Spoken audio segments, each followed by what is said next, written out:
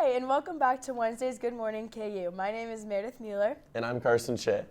So we're going to talk about last night. KU had their first basketball game of the season. Yeah. They took on Michigan State. Were you watching? Yeah, I was watching. I had a bunch of friends and we went to a restaurant last night and ate dinner and watched the game, and it was super fun. According to some broadcaster who's really well known, he predicted that this was the top 13th game out of all of college basketball this season. So It was a fun game to watch. Yeah, since it was the first game of the season, we didn't really know how good Michigan State was going to be. They weren't ranked, but we know Kansas number 3.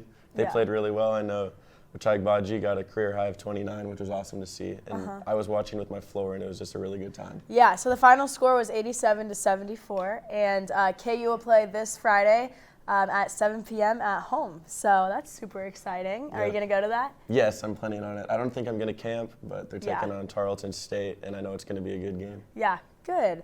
Well, on a sadder note, this past weekend, Travis Scott hosted a music festival in Houston, Texas.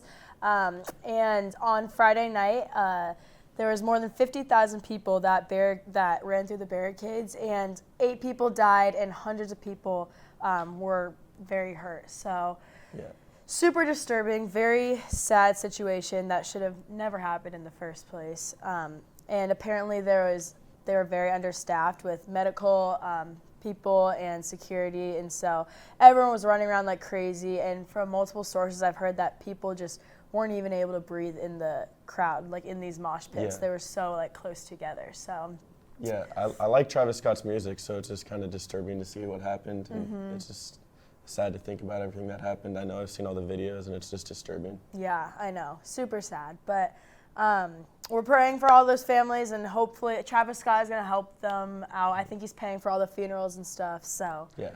That's good that he's doing that. Yeah. So on a lighter note, Thanksgiving's coming up in a couple weeks. Do you have any plans? Yes, so I'm going home for Thanksgiving. I'm really looking forward to seeing my friends and family. We're going to do a Friendsgiving, and then I'm also doing a typical Thanksgiving with the family. Nice. What are you doing?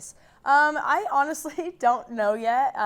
So some of my family is staying home for Thanksgiving, my immediate family, because my little brother is starting his first basketball season in high school, so he can't leave. But my whole extended family is going to Houston, Texas, because my aunt and uncle live there, so we go there every year. So we haven't decided yet if we're going to last minute book flights to Houston or stay home. You got to decide on that. You I know, right? 2 weeks. Right, I know. I need to call my mom today, probably. Yeah, well, speaking of Thanksgiving, what's your favorite food to eat on Thanksgiving?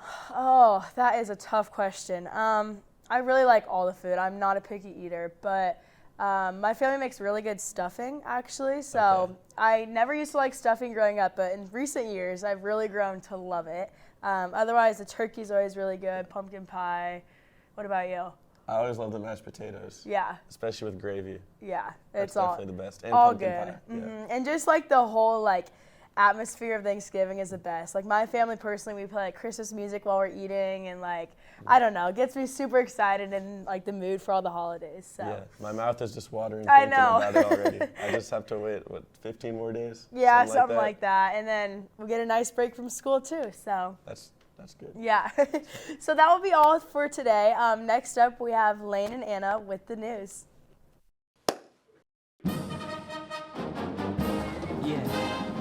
Yeah, I always just clap at this part. This is where everyone's talking amongst themselves. Do you know how to do it? Do you know how to do it? Are we supposed to smile? When do we start?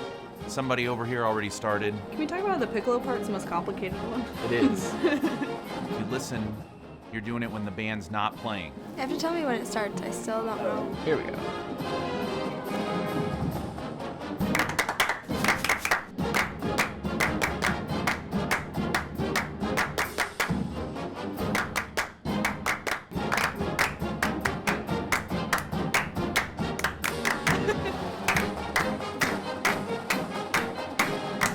Just clapping now.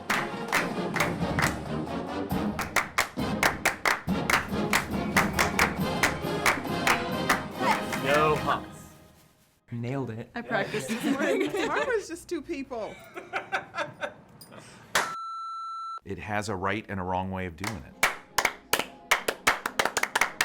it. No. Wrong. I like my way better. I don't know how to 1, do 2, the 3, end. 4. It's just I don't know the Sorry. head.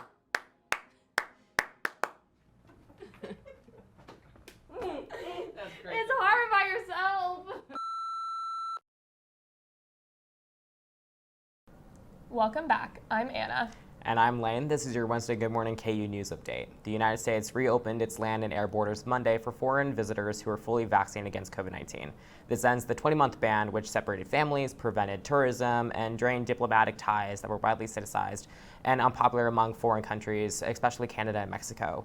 Entry in the U.S. will not be totally unregulated, as U.S. authorities have overseen travelers' vaccination status and will require negative COVID-19 tests. As the U.S. welcomes flights packed with travelers who have not seen family and friends since the COVID pandemic began, some analysts believe the next battle will be over price gouging by airlines. Flights from London to New York rose by almost 300% after the ban was lifted. As the recovery from the pandemic continues, the university plans to increase tuition, dining, and housing costs next year. According to the University Daily Kansan, KU received $10 million less from federal funding. The request for increase must be approved by the Kansas Board of Regents. Kansas Governor Laura Kelly plans to introduce a bill that would eliminate state sales tax on food. According to the LJ World, Kansas is one of 7 states that fully tax groceries. Under the bill, a family of 4 would save an average of $500 or more each year.